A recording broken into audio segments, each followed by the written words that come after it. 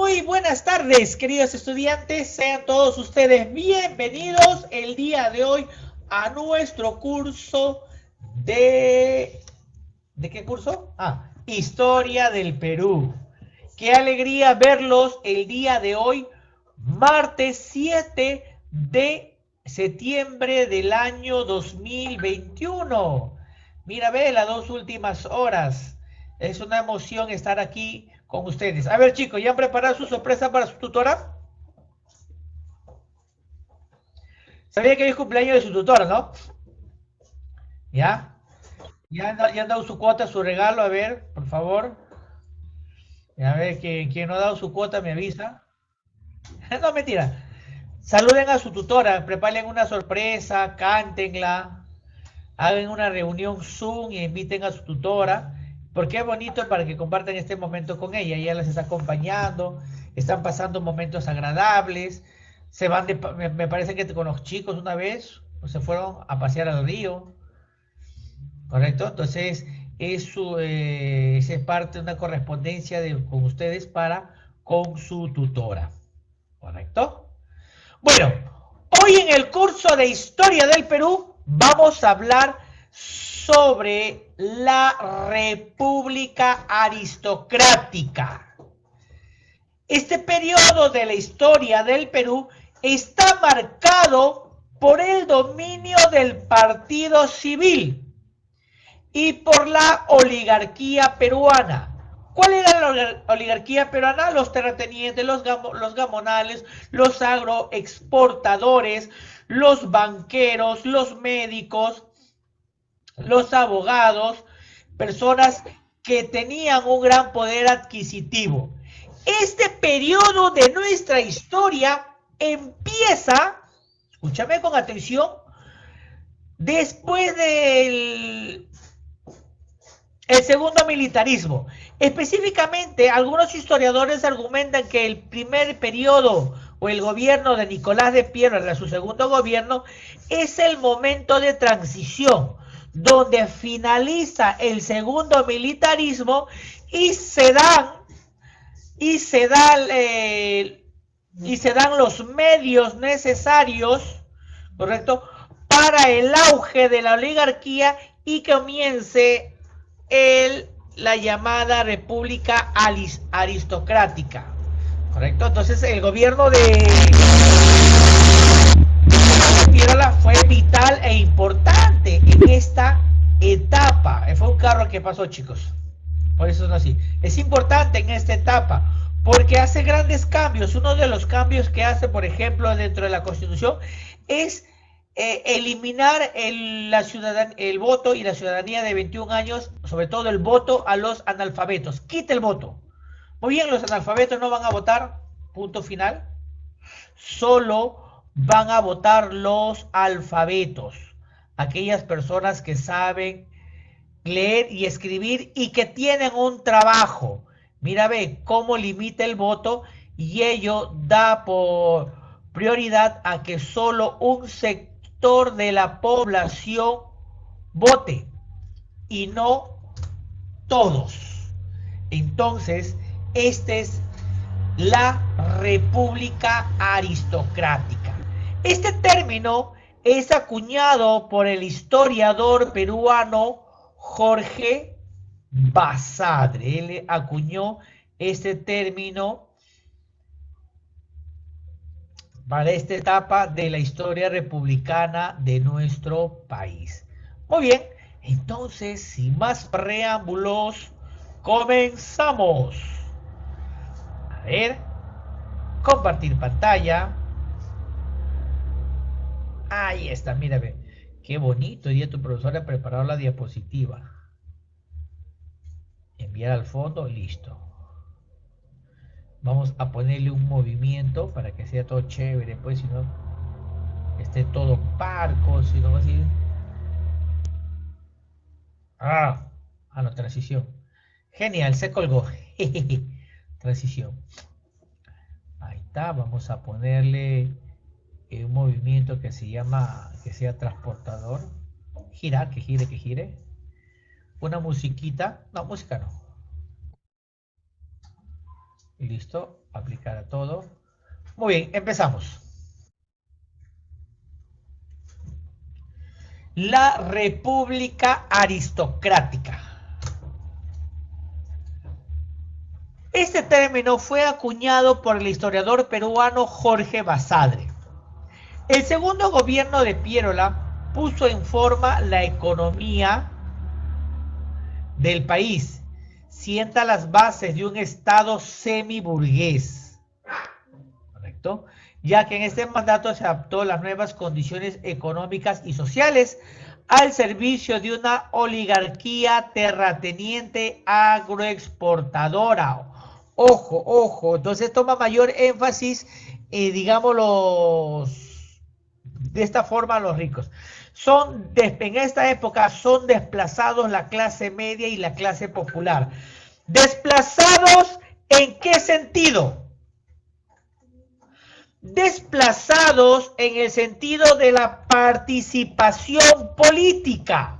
¿Por qué? Porque no participan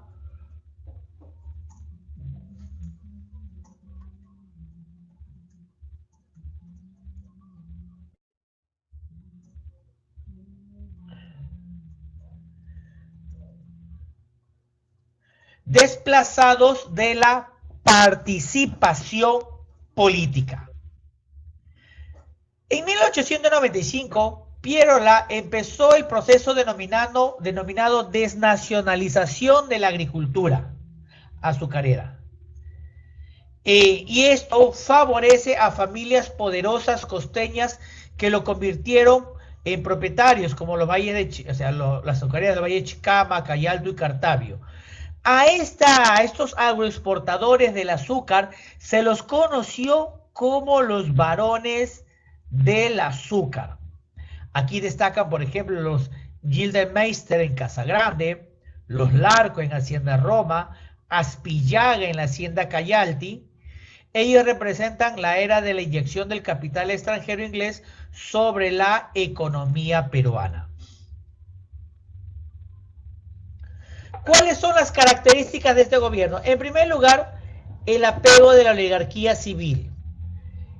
Dominio de una clase, sobre todo los civilistas y los grandes empresarios. Y hubo una discriminación racial, una violencia, una explotación de la clase obrera porque se consideraba solo los ciudadanos votantes a los mayores de 21 años alfabetos y que tengan un trabajo con sueldo fijo. Entonces, la mayoría de la población fue desplazada.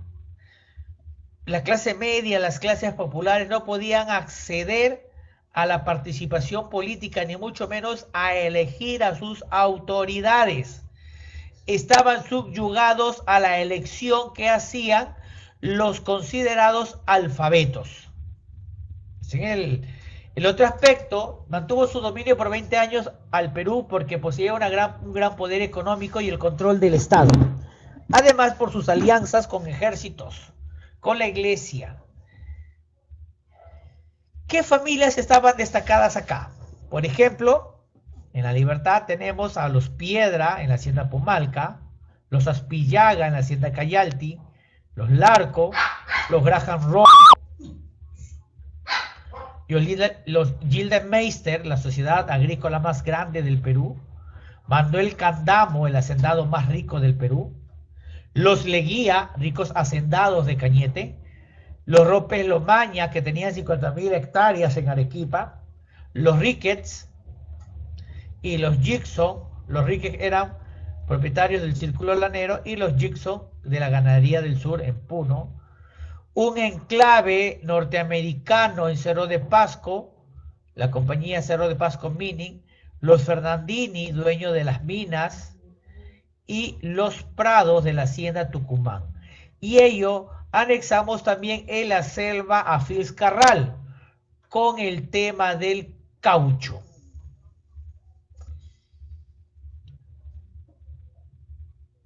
Dentro del aspecto económico, este periodo eminentemente agrícola se iniciaba la explotación minera y cauchera. Aquí tenemos, por ejemplo, la oligarquía exportadora, que eran los grandes hacendados costeños, los terratenientes, que estaban unidas tanto el capital inglés y posteriormente el capital norteamericano. Los gamonales, que eran hacendados, dueños de propiedades o latifundios de baja producción o que la producción solo era para el mercado interno. Los enclaves mineros, empresas que funcionaban con capital extranjero y que se dedicaban a extraer materias primas. La explotación cauchera, que entre los años de 1890 y 1914 abusaron de las comunidades amazónicas. Y la burguesía incipiente, que estaba conformada por la banca nacional a través del Banco del Perú y de Londres y el Banco Italiano. Dentro del aspecto social, hubo graves consecuencias, hubo marginación, explotación de parte de los civilistas y unos sistemas de trabajo esclavizados. Por ejemplo, estaban los enganches. Este sistema de trabajo del enganche, que se aplicó en la costa norte del Perú y en los asentamientos mineros de la Sierra Central, en este enganche el trabajador así firmaba un contrato ya con el contratista. En este contrato se le adelantaba el salario y por consiguiente este trabajador estaba obligado a seguir trabajando en la empresa. Tenía que seguir trabajando. El poblador campesino también estuvo bajo la servidumbre del yanaconaje o trabajo servil. Estaban bajo el mando de un gamonal, de un capataz o hacendado, y era para la producción de lana y agrícola. En la explotación del caucho, en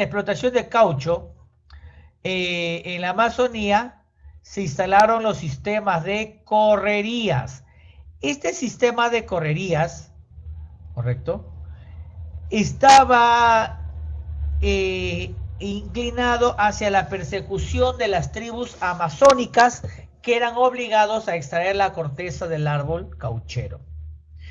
Y en Lima, en la capital, estaba la explotación al proletariado. ¿Quién era el proletariado? Los obreros, obligados a trabajar largos turnos, sin descanso dominical, sin ningún tipo de seguro en caso de accidente del trabajo, con medidas brutales. Es aquí donde nacen los principales movimientos sindicalistas. ¿Correcto? ¿Seguimos? Entonces, las características de esta oligarquía agroexportadora estaban específicamente, en esta república aristocrática, una oligarquía agroexportadora centrada en la costa, una explotación cauchera a través de la explotación de las comunidades amazónicas, enclaves agrícolas y mineras constituidos por familias con capital extranjero, los gamonales, hacendados serranos que producen baja tecnología y solo para el mercado interno, una burguesía incipiente y comercial, y el nacimiento del anarcosindicalismo, pensamiento político en donde se preparaban a líderes obreros que consideraban que al Estado se le debía de arrebatar las cosas, no pedir. Pues se llama anarcosindicalista. Muy bien, aquí tenemos al gobierno de Nicolás de Piérola, que es la etapa de transición donde inicia todo ello, y comienza desde Octavio López de Romaña hasta el segundo gobierno de José Simón Pardo y Barreda. Muy bien. Vamos por el gobierno de Pardo y Barreda.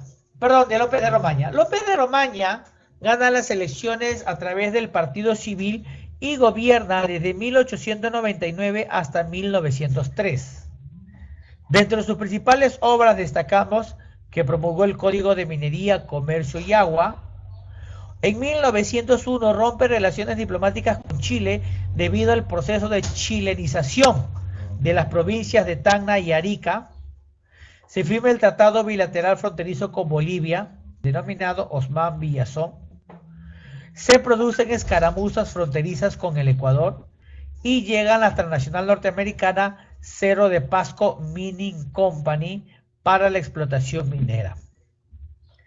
Termina el gobierno de López de Romaña y es elegido presidente Manuel Candamo del Partido Civil, pero tuvo un periodo corto porque Candamo cae enfermo y muere. Entonces, no logra gobernar, no logra hacer aquellos cambios que se había propuesto en su plan de gobierno, como formular un verdadero presupuesto nacional, cambiar el sistema aduanero, una armonía entre el Estado y la Iglesia, reformar la policía. No logró. Pero tras su muerte, quien asume la presidencia es Serapio Calderón. Pero Serapio Calderón era el segundo vicepresidente. El primer vicepresidente era Lino Alarco, que muere también, ¿correcto? Y entonces asume Serapio Calderón.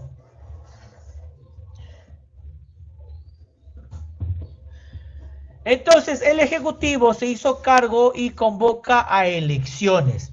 En estas elecciones gana José Pardo y Barreda, del Partido Civil, presidente que da un gran impulso a la educación.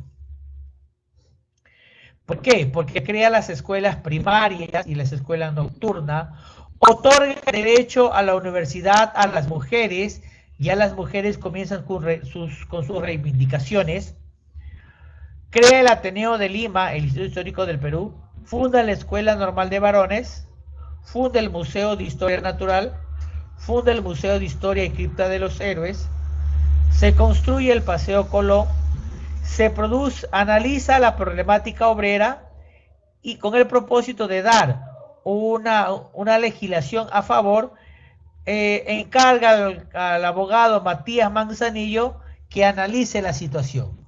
Matías Manzanillo emite su informe a Pardo y Barreda y este le envía al Congreso y el Congreso rechaza el informe porque la mayoría del Congreso era civilista.